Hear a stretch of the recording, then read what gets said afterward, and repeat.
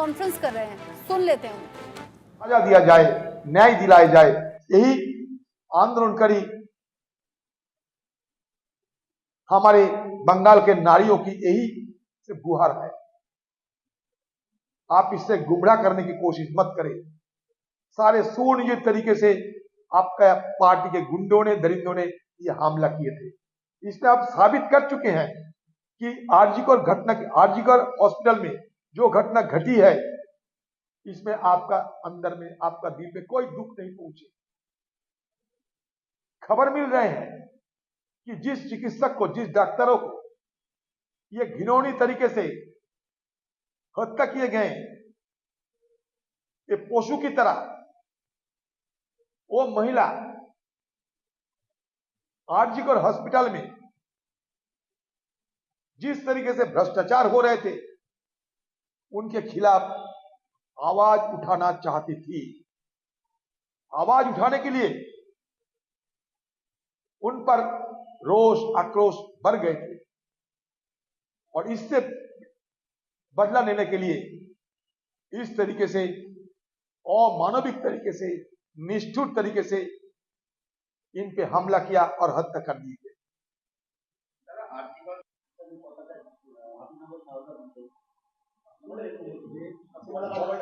কোনো শক্তি চাইছে এই মুর্শিদাবাদ জেলায় সাম্প্রদায়িক সম্প্রীতি নষ্ট হোক। বাংলাদেশ হওয়ার পর এই প্রবণতা আরো বাড়তে পারে, কারণ বাংলাদেশে অনেক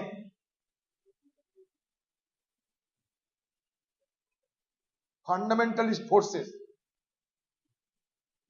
অনেক ভারত বিরোধী শক্তি, বাংলাদেশে অনেক সাম্প্রদায়িক শক্তি তারা মাথাচাড়া দিচ্ছে, সেখানে হিন্দুদের উপরে হামলা হচ্ছে।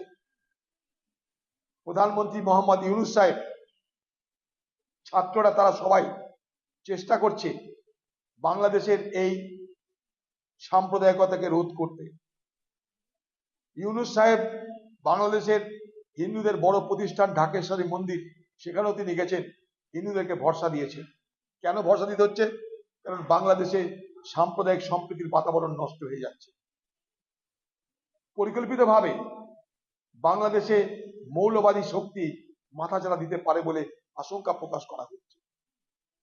ঠিক সেই শক্তির কিছু কিছু প্রতিফলন এ বাংলা তো হবে। এ বাংলায় তৃণমূলের আমলে মৌলবাদী শক্তিদের স্বর্গরাজ্য, অতএব এখানেও হতে পারে। আমরা এই বাংলার সাম্প্রদায়িক সম্প্রীতিকে রক্ষা করার জন্য সবকিছু করতে পারি, সবকিছু করব আমরা। এই মুর্শিদাবাদ জেলায় আমরা হিন্দু মুসলমান, আমরা কেউ একে অপরকে বিদেশে চোখে দেখি না কোনোদিন।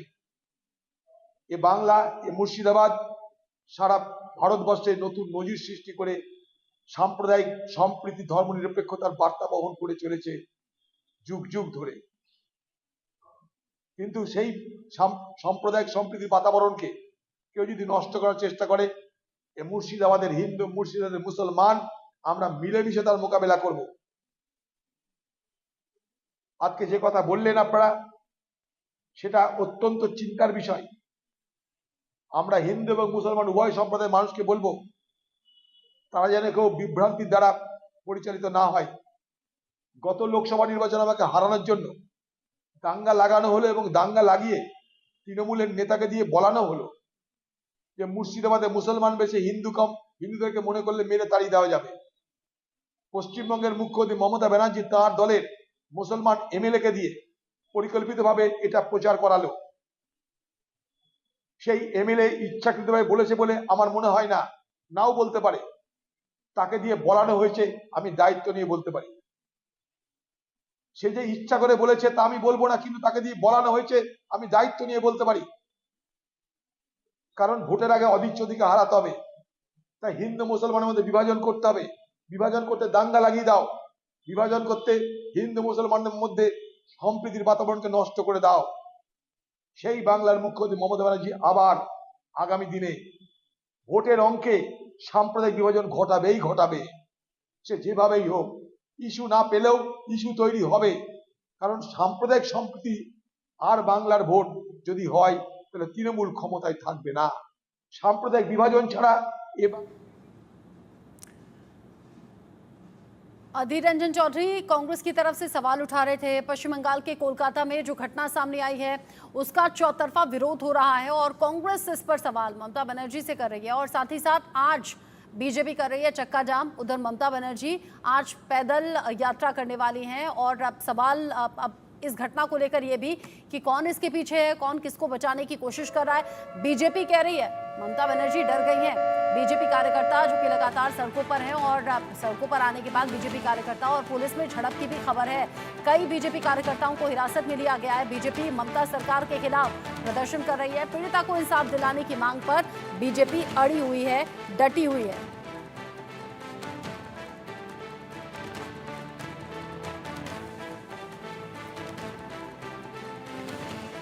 कोलकाता में बीजेपी विरोध प्रदर्शन कर रही है। ममता सरकार के खिलाफ ये प्रदर्शन जारी है और इस प्रदर्शन के चलते ही उधर टीएमसी की अपनी तैयारी और टीएमसी की तरफ से ममता बनर्जी ये साफ कर चुकी हैं कि आज वो पैदल मार्च करने वाली हैं। पैदल मार्च के जरिए वो इस पूरे मामले पर पहले भी ये जाहिर कर चुकी हैं कि इसके पीछे आउटसाइडर्स का हाथ है। रैनिक दत्ता मेरे साथ में जुड़ गए हैं इस खबर को लेकर ज्यादा अपडेट के साथ।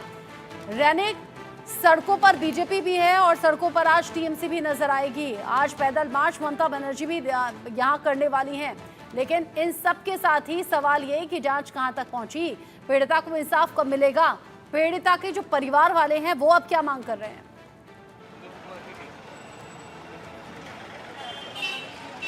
एकदम देखिए, एक तरफ बीजेपी के तरफ से रैली किया जा रहा है, दूसरी तरफ टीएमसी की तरफ से रैली किया जा रहा है, मगर सवाल यही है कि पीड़िता को जस्टिस कब मिलेगा, क्योंकि सीबीआई की तरफ से जो जांच किया जा रहा है उसमें जो फॉरेंसिक रिपोर्ट है और उसके साथ साथ ही जो फॉरेंसिक टीम की तरफ से जो सैंपल कलेक्ट किया गया था वो सैंपल रिपोर्ट आने के बाद ही ये सीबीआई की तरफ से जो अगला कार्रवाई किया जाएगा और बुधवार तक सीबीआई को पूरा रिपोर्ट क्या क्या डेवलपमेंट हुआ है इस केस का वो डिटेल्स देना पड़ेगा कलकत्ता हाई कोर्ट को। ऐसा कलकत्ता हाई कोर्ट की तरफ से आज ऑर्डर दिया गया है। दूसरी तरफ आप जैसे कि बोल रहे थे कि पूरा दिन भर आज कोलकाता में प्रोटेस्ट देखने को मिलेगा, वैसा ही प्रोटेस्ट आज देखने को मिल रहा है बीजेपी की तरफ से।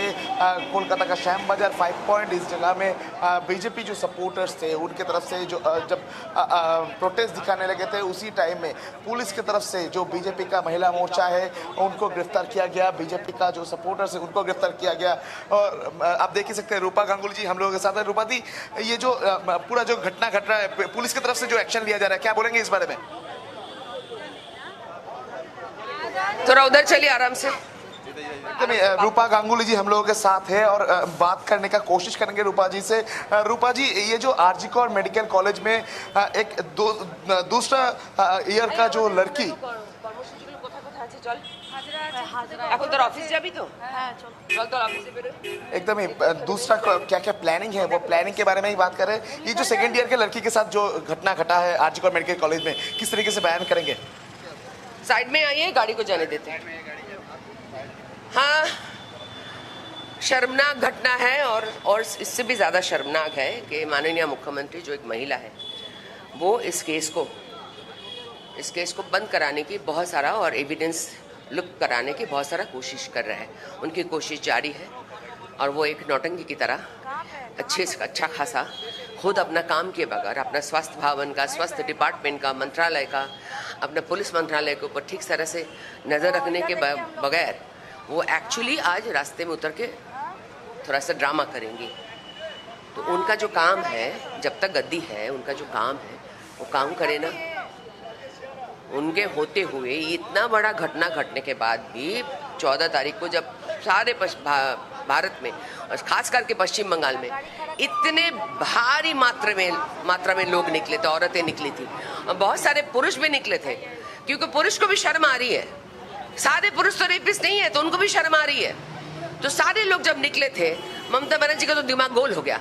उस दिन प्लान उनको समझ में आ गया था कि होने वाला है, तो उन्होंने रात को कुछ और प्लान बनाया ताकि एविडेंस भी बंद हो जाए, लूट जाए और उनका आरजीकर का स्टूडेंट जो है उसका भी मंच तोड़ दिया जाए और वहाँ पे टेरराइज करके सब कुछ आंदोलनकारी ने किया है ये नाम तकमा देने की कोशिश कर रही थी, फेल हो गई। ममता बनर्जी बोल रहे हैं कि बाम और राम ये दोनों मिलकर ये पूरा घटना घटा है।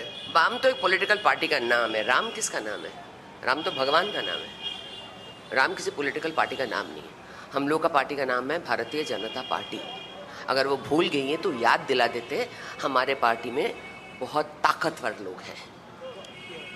आप सुन ही सकते हैं कि रूपा गांगुली की तरफ से भी कहा जा रहा है कि ममता बनर्जी की तरफ से, यानी टीएम वेस्ट बंगाल गवर्नमेंट की तरफ से ये पूरा घटना को मोड़ घुमाने के लिए इस तरीके का जो घटना वो घटाया गया था, ऐसा दावा बीजेपी की तरफ से किया जा रहा है। तो आप देख ही सकते हैं कि आरजी कौर मेडिकल कॉलेज का जो इंसिडेंट, इसको लेकर जो पॉलिटिक्स, वो पॉलिटिक्स अभी जारी है वेस्ट बंगाल में, क्योंकि एक तरफ ममता बनर्जी की तरफ से आज दोपहर 3 बजे रैली किया जाएगा मौलाली से लेकर डोरेना क्रॉसिंग तक, उसी का परमिशन पुलिस की तरफ से दिया गया। मगर दूसरी तरफ बीजेपी की तरफ से जो भी आज प्रोग्राम था, जो भी आज रैलीज था, उसका जो परमिशन मांगा गया था वो कोलकाता पुलिस की तरफ से नहीं दिया गया। लॉ एंड ऑर्डर सिचुएशन को देखते हुए कोलकाता पुलिस की तरफ से ये जो रैली का परमिशन, वो परमिशन कैंसिल किया गया।